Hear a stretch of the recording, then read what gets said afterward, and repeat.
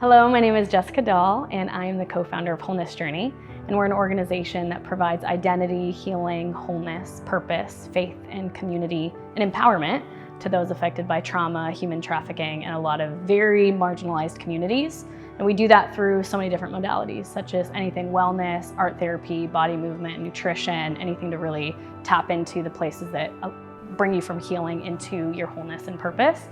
And yeah, we do it all over the world. And they're essentially events and retreats that we take them through. Let's say we're doing wholeness and we're talking about our body, our mind, our heart, our spirit. We really bring everything back to, okay, what does God say about that? What does God say about our bodies? What does God say about our hearts? What does God say about our minds, about our spirits? Because there's a lot of shame that goes into certain things, like say with our body, something traumatic has happened.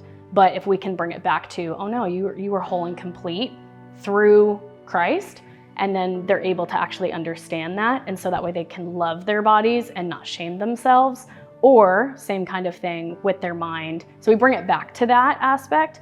And that way also, it doesn't matter what faith background they came from. Maybe they came from Buddhism or Muslim or something, but they're able to realize at the end of the day, God loves them so deeply. And if they can build that connection within their heart, if they can build that connection in their mind, in their spirit, in their heart, and body, then they see themselves as the whole person that they were designed to be. So a lot of people that,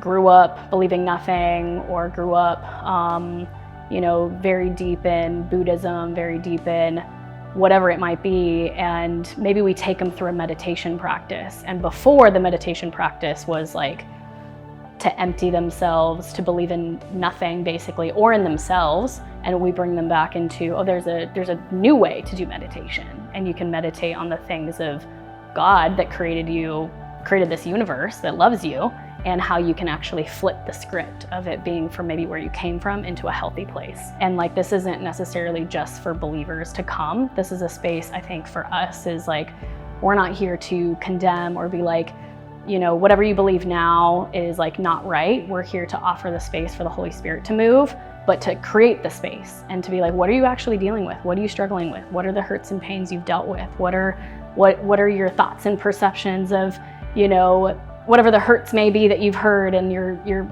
scared of or whatnot, and allow people to process through it, through all the modalities that we do.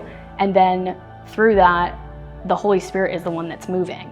And so we release the pressure off of us. We're like, hey, we're gonna open up the space and God has to be the one to move. And it's cool what happens, because then you have believers, non-believers, you have people that have, are like wanting more or seeking more, and then they're able to come through it and from modalities that a lot of people don't normally do, but it's very experiential and very open. So that way, like, people can uncover their own relationship with God rather than like this structural way. So we build partnerships all over the world. So let's say Thailand, for example, and they're on the ground, they're working with an anti-trafficking organization. They've rescued boys and girls, and then they have maybe a trade school for them to learn how to become hairdressers, cosmetologists, things like that.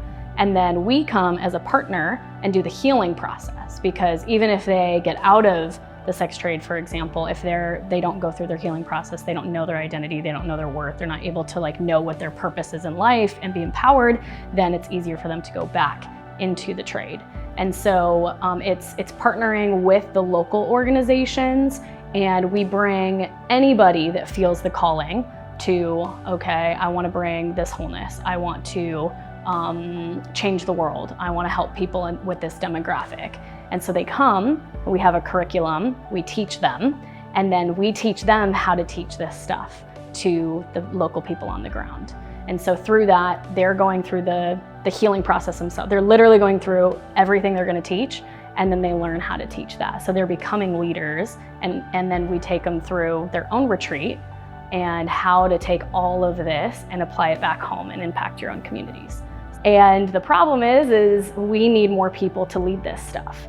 And so looking for people that are dreamers, but also doers, people that are passionate, but willing to actually lead the way.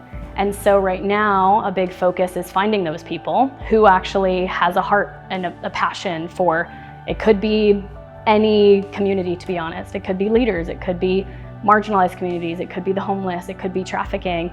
and we will equip and train you in how to create these impactful events and retreats in your own community or somewhere around the world. And so that is the part to be able to, you know, be the change that we want to see in the world, be the ripple effect, and yeah, so developing leaders in this.